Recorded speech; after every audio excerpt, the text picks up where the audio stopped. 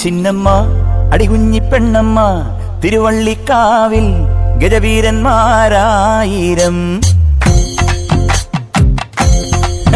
കുക്കുമ്മ പടപാണ്ടിത്താളം കുടമാറ്റം കാണാൻ അരയാലിന്മേലമ്പിളി. ചിന്നമ്മ അടികുഞ്ഞി പെണ്ണമ്മ തിരുവള്ളിക്കാവിൽ ഗജവീരന്മാരായിരം.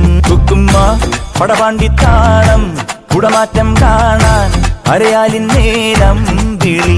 വയലേലയിൽ കിളിക്കൂട്ടമായി കതിരുണ്ണുവാൻ വന്നുപോയി.